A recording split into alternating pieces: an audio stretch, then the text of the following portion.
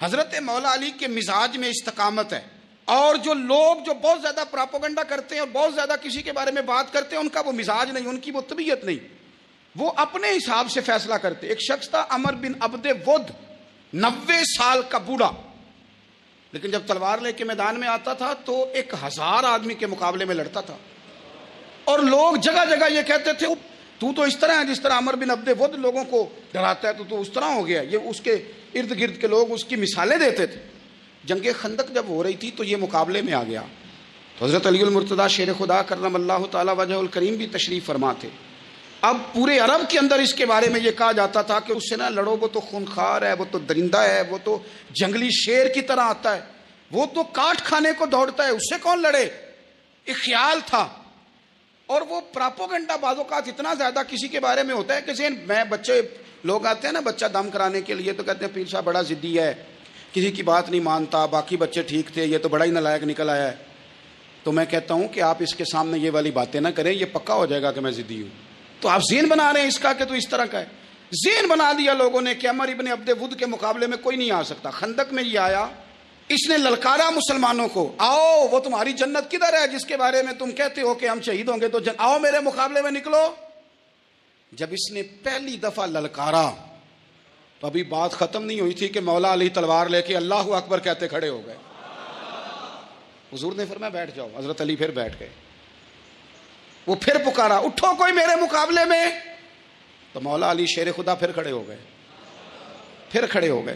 حضور نے فرمایا بیٹھ جا۔ ایک شخص نے کہا علی یہ عمر بن عبد ود ہیں، فرمایا مجھے پتا ہے۔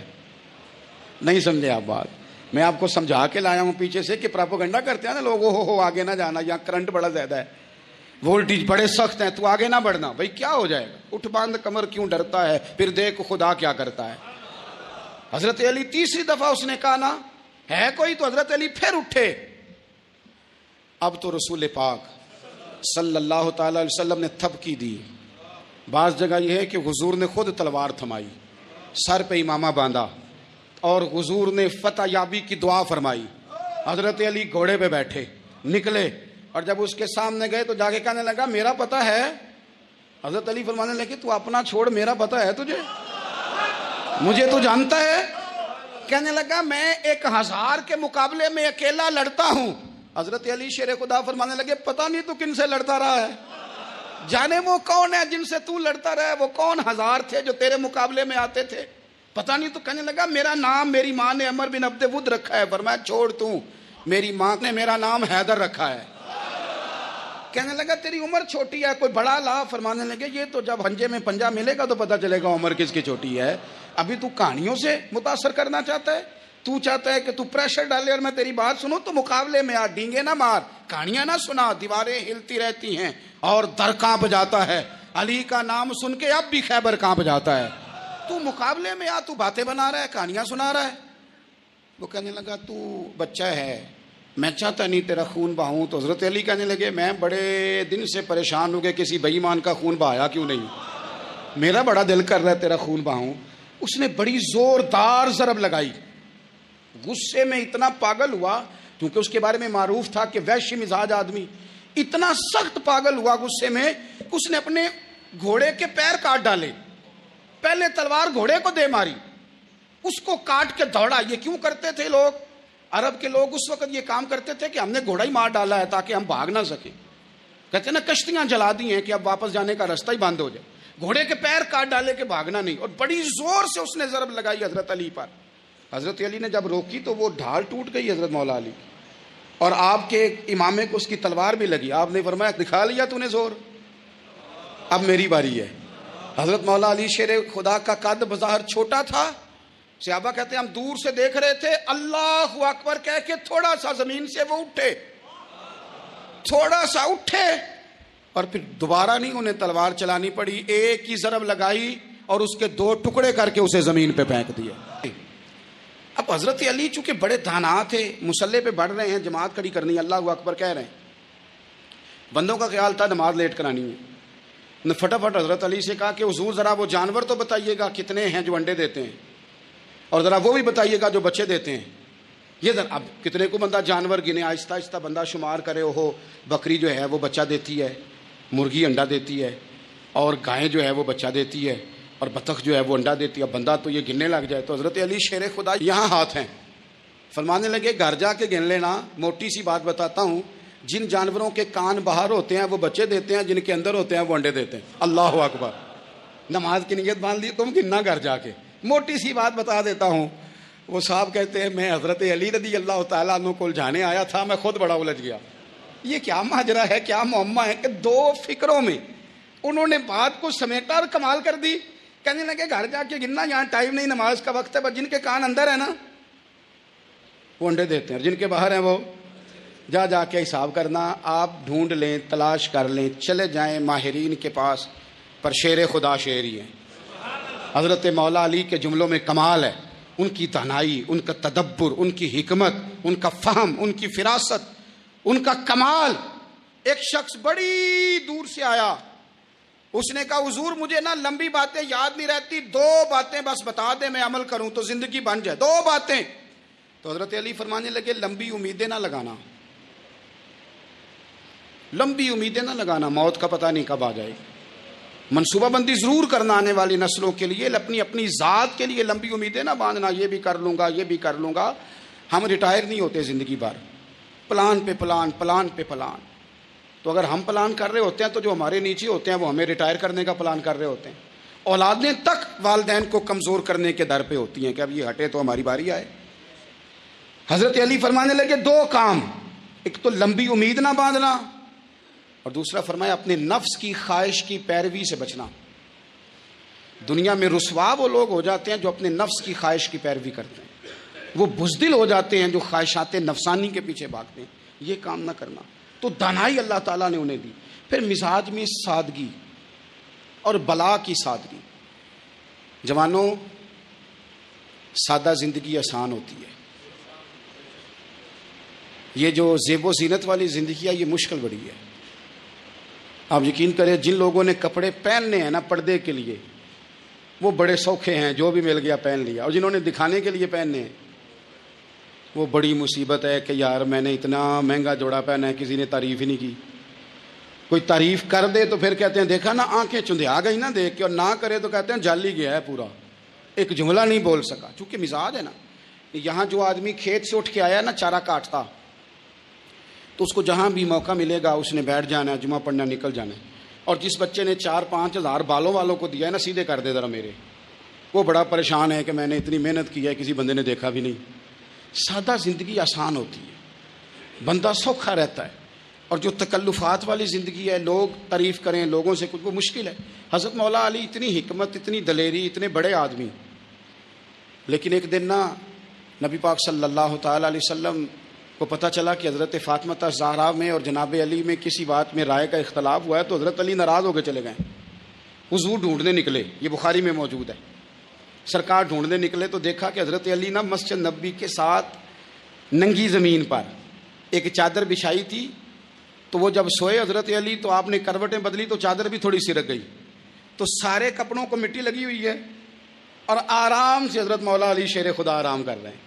میں جوانوں آپ سے کہتا ہوں یہ زندگی سوکھی ہوتی ہے. میں نے کھیت کی وٹ پہ, بننے پہ, کھیت کے کنارے پہ کسان سوتے ہوئے دیکھے ہیں, اور میں نے 1.5 کروڑ کی گاڑی میں نفسیات کے ڈاکٹر کے پاس بیٹھا وہ شخص دیکھا ہے جو کہتا ہے پتہ نہیں کیا بات ہے, نیند کیوں نہیں آتی. وہ زندگی آسان ہے, اس میں تھکاوٹ ہوئی ہے, بندہ سو گیا, جہاں جگہ ملی سو گیا, اور کچھ تڑپ رہا ہے کیونکہ وہ عادی ہو گیا ہے, یہ 2 منٹ کے لیے بند ہو گیا اسی, تو وہ گیا. حضرت علی وہاں آرام سے, سارے کپڑوں کو مٹی لگی ہے. میں مولا کائنات کی بات کر رہا ہوں, میں شیر خدا کی بات کر رہا ہوں, میں اسد اللہ کی بات, امام المشارق والمغارب کی بات کر رہا ہوں. حضرت مولا علی اس زمین پہ, سنگیو زمین پہ آرام سے سو رہے ہیں. میرے محبوب گئے اور جا کے فرمایا یا ابو تراب, او مٹی والے اٹھ جا, کپڑوں کو مٹی لگی تھی نا, مٹی والے اٹھ جا. لفظ کیا, یا ابا تراب, او مٹی والے. حضرت علی کو ساری حیات ظاہرہ جس نے بھی ابو تراب کہا جناب علی بڑے ہی راضی ہوئے, خوش ہوتے تھے, فرماتے تھے یہ مجھے کہو, یہ میرے نبی نے مجھے کہا ہے. اور مٹی والے اٹھ جا. آپ کی زندگی کی جو سادگی ہے, میں آپ سے عرض کروں ہمارے تکلفات ہمارے اپنوں کو بڑا پریشان کرتے ہیں. ایک داماد وہ ہوتا ہے جو جہاں بٹھاؤ بیٹھ گیا تو بوڑھا سسر بھی سکون میں ہے، ساس بھی آرام، اور ایک وہ ہے کہ جو ہر بات میں بگڑتا ہے کہ یہ چادر میرے شایان شان تھی جو بچھائی ہے، تو پتہ نہیں ہے میں کون صاحب ہوتا ہوں، تم نے میری مرضی کے مطابق فلانا کام نہیں کیا۔ آپ یقین کریں سسر بیچارہ ادھار پکڑتا پھرتا ہے کہ داماد صاحب آ رہے ہیں، ہر بات میں رٹا، ہر بات میں جھگڑا۔ میرے پاس سنگی دور دراز سے آتے ہیں تو میں دیکھتا ہوں کہ اپنا اپنا لہجہ ہے، تو کچھ لوگ اتنے میٹھے اتنے پیار والے آتے ہیں کہ یوں محسوس ہوتا ہے کہ جیسے ان کے لیے آپ کو کوئی تکلف کرنے کی ضرورت نہیں، اور کچھ ایسے ہیں کہ آپ کو سراہنے کھڑے ہونا پڑتا ہے کہ جناب کی چائے جلدی لے آئیں۔ مزاج نازنین پہ بات چیزیں گراں گزرتی ہیں، تو بھائی جب آپ سادہ اور آسان ہو جاتے ہیں تو آپ دوسروں کے لیے بھی دشواری کم پیدا کرتے ہیں۔ حضرت علی شیر خدا کہتے ہیں بھوک لگ گئی تھی، بھوک بڑی لگ گئی اور حالات غربت کے تھے، آزمائش تھی، تو فرماتے ہیں کہ میں نے سوچا مزدوری نہ کر لیں۔ ہم کیا کرتے ہیں، جو زیادہ غریب ہے وہ مانگ لیتا ہے، جو درمیانے طبقہ ہے وہ ادھار لے لیتا ہے۔ حضرت مولا علی نے کیا فرمایا؟ فرمایا مزدوری نہ کر لیں، چونکہ حالات کچھ اور تھے۔ تو حضرت مولا کائنات شیر خدا کرم اللہ تعالیٰ وجہ الکریم فرماتے ہیں، یہ سادگی دیکھیں، آپ فرماتے ہیں میں مزدوری ڈھونڈنے نکلا۔ کیوں نہیں ملتی ہمارے جوانوں کو مزدوری؟